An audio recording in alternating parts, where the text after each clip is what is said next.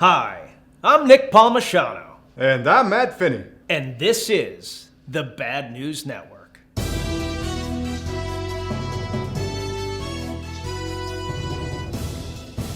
This week, the stonk market. GameStop has a dead business model. Wall Street knows this, so they decided to short the shit out of the retail store during the pandemic because, well, video games can be downloaded to your console over the internet. You don't need discs anymore. Well, how then did it reach a market cap of $24 billion on Wednesday, you ask? Well, you see, some dudes on Reddit figured out that some hedge fund bros shorted more shares than were in existence, and that those shorts were coming due very soon. For those of you who don't know what a short is, let me explain it via ammo. Let's say you have 100 bullets. I say, the value of that bullet is definitely gonna go down. So I say to you, can I sell you 100 bullets? And I'll give you back 100 bullets in a year. You say, Matt, that sounds great.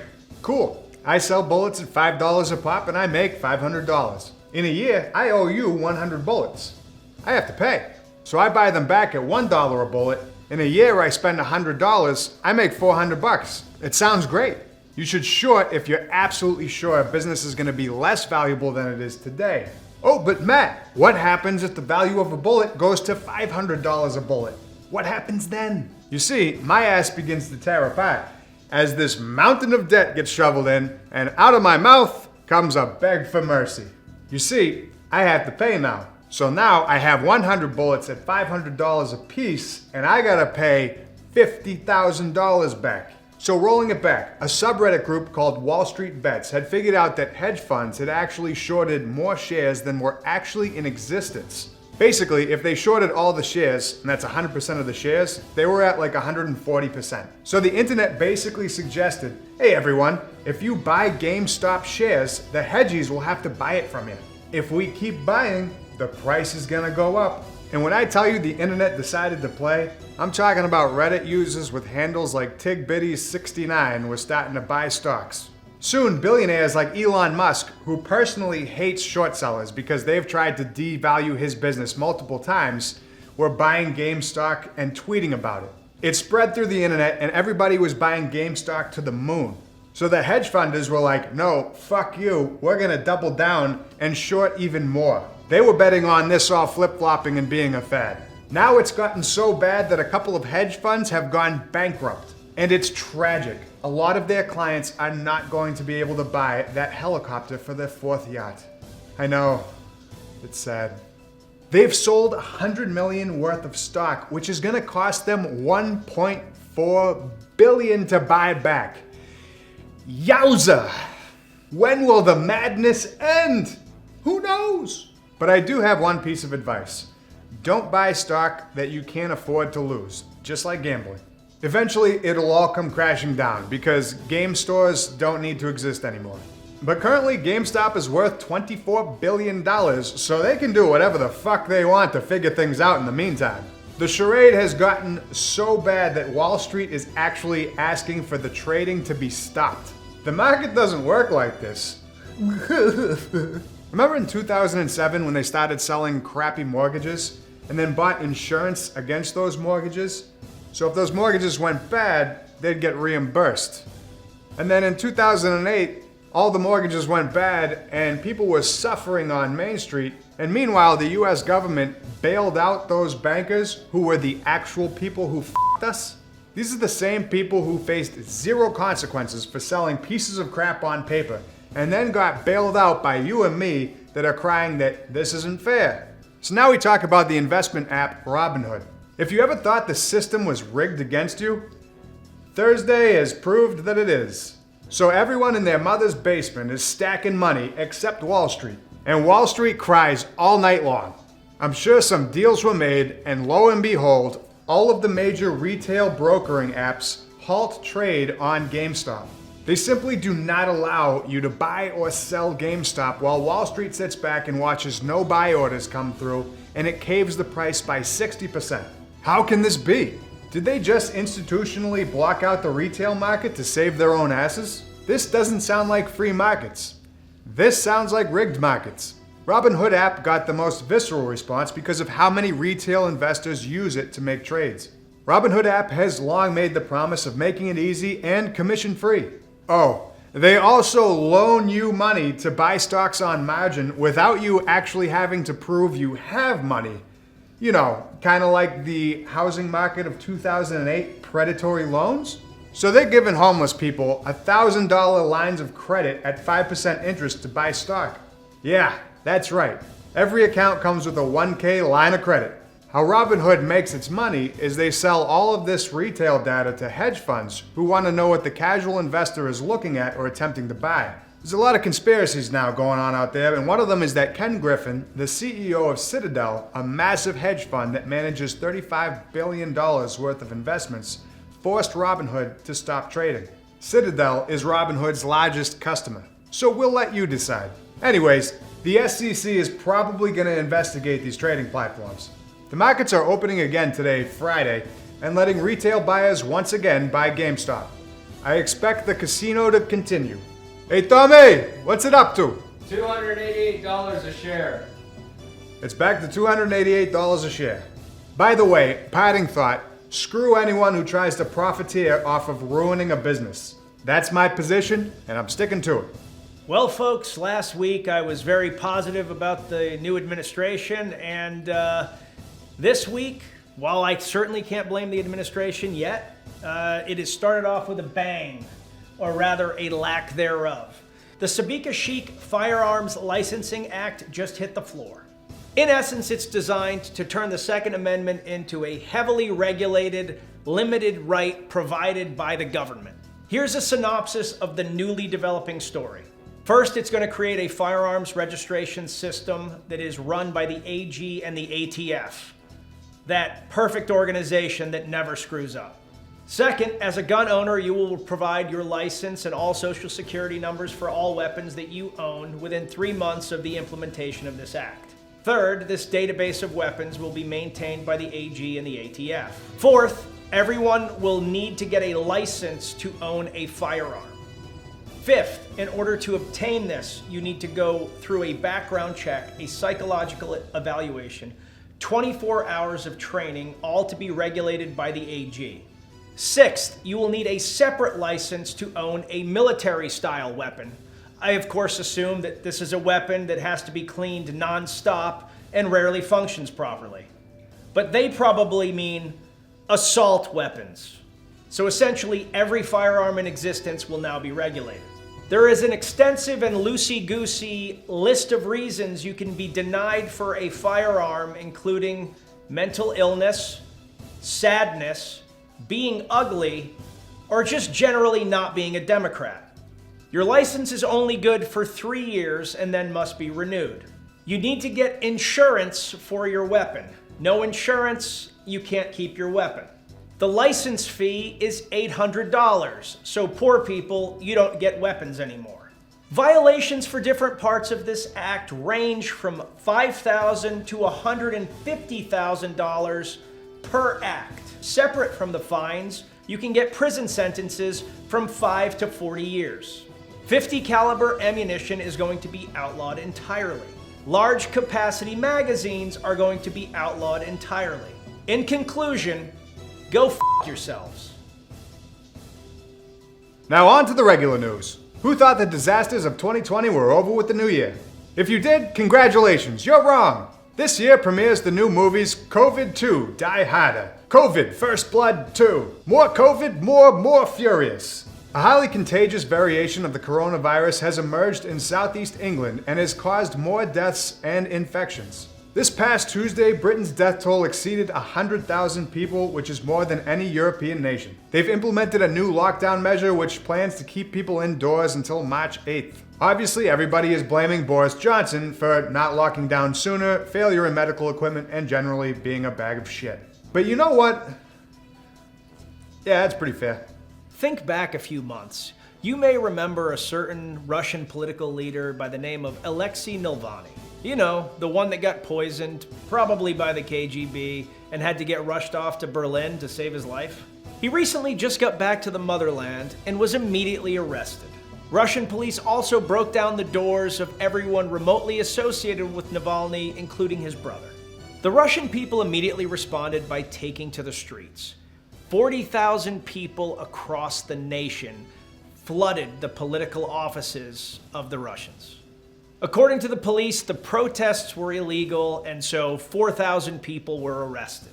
This was one of the largest protests in Russia in over a decade.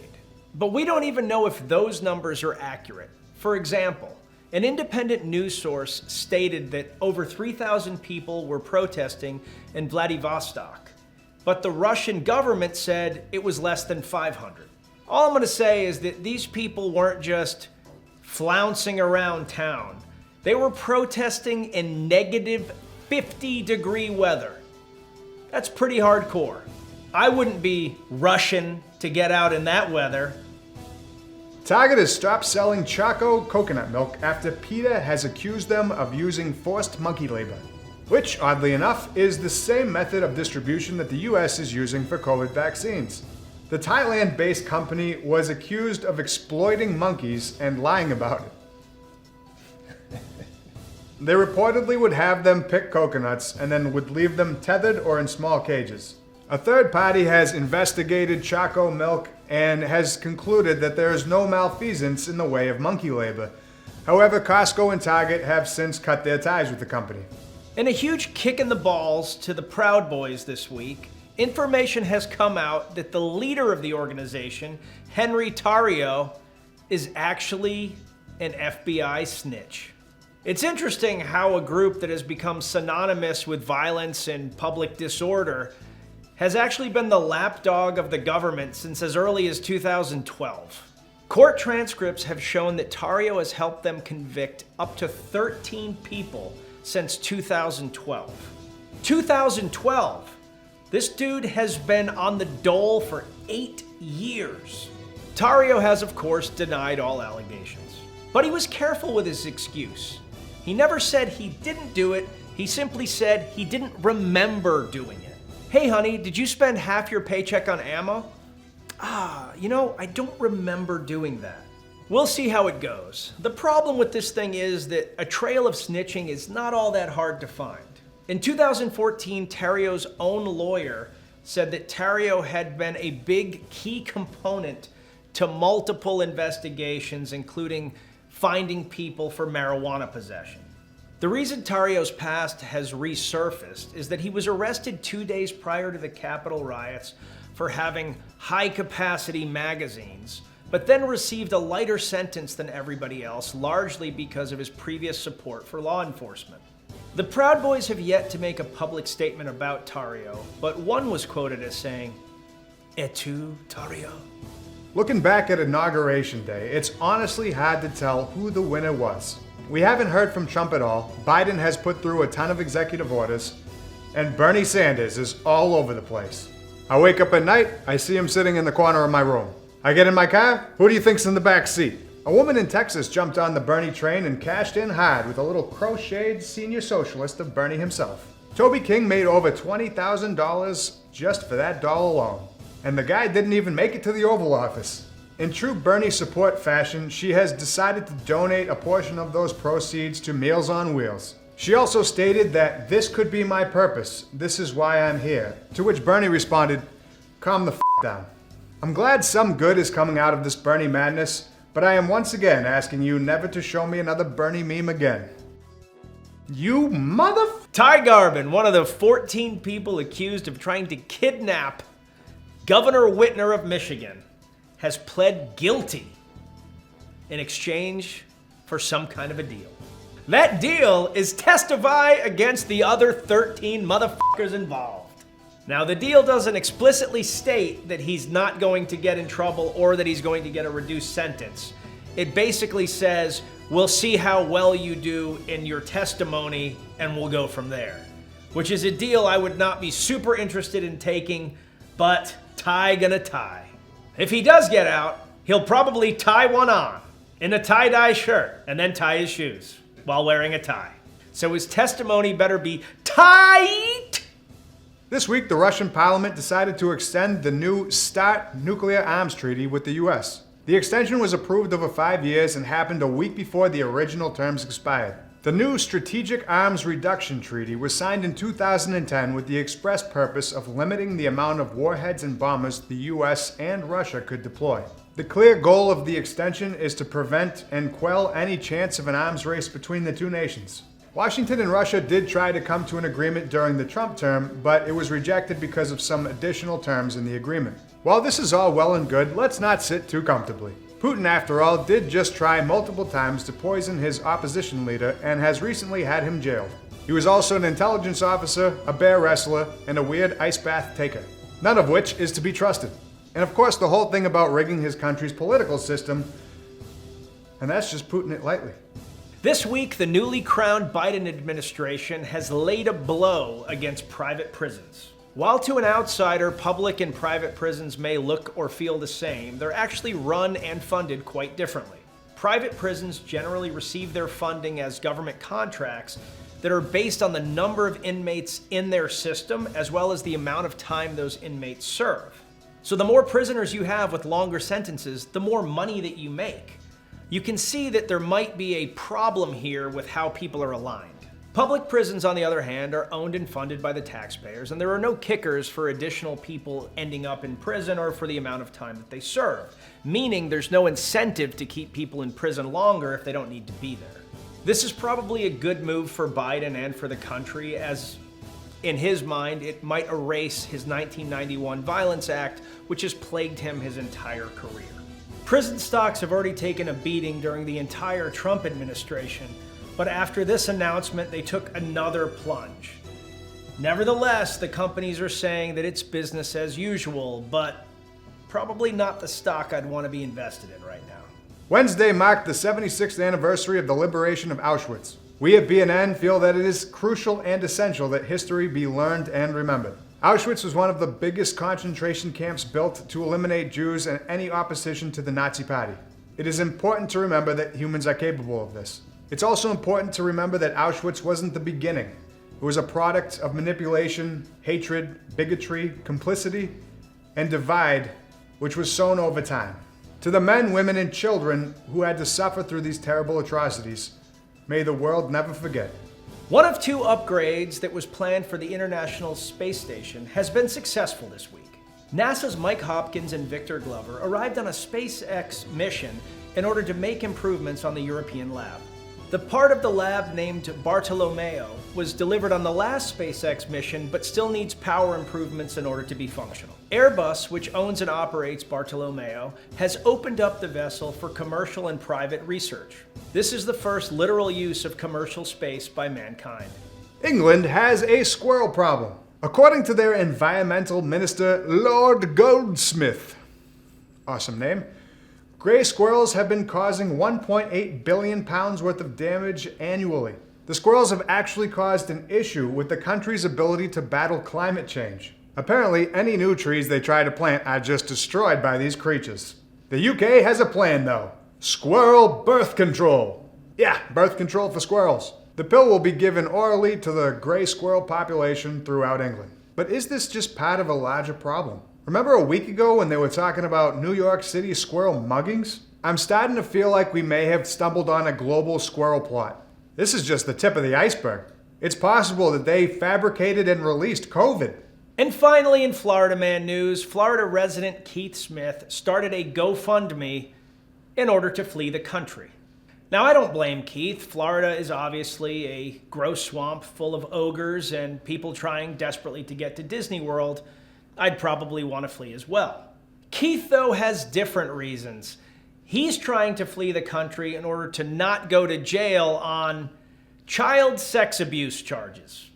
Now, I've seen some dumb GoFundMe pages. You know, people that want to get a haircut for their dog, people that want to launch their modeling career, people that have some terrible, embarrassing business idea, or people that are just dumb and for some reason think other people should fund their life. But this has to take the cake. Fearing for his life, Keith has now sold all of his possessions and is now on the run. Not surprisingly, absolutely no one donated to Keith's fund, and it was taken down the same day that it was put up. I guess it's good to know that even in times like now, where we basically think everyone is a piece of shit, that no one is invested in helping a guy that hurts kids get away. Keith, apparently, who has been charged with multiple sex crimes with a minor between the ages of 12 and 16, is afraid to go back to prison because he fears he might be killed. That, of course, would be a real shame. Keith has been released on bond, but cut his ankle monitor off right before posting his GoFundMe. If you have any information on Keith, you can reach out to the Clay County Sheriff's Office. They are definitely on the lookout. The short list of people that are currently looking for Keith are Dog the Bounty Hunter, John Wick, Leon Le Professionnel, Deadpool, and The Mandalorian. Keith, we hope you get what is coming to you. This is the way. And with that, I'm Nick Palmisciano. And I'm Matt Finney. And this is the Bad News Network. Our news is at least as bad as the news you're getting already. And folks, if you've got a great idea for a t-shirt that you think would be hilarious and tied to BNN, throw it in the comments. If we make it, we'll give you a few free ones and our undying respect, love, and admiration. As always, you can shop at rangerup.com using the code BNN for 25% off. And if you want a little extra footage, Nick and Matt OnlyFans. Have a great weekend.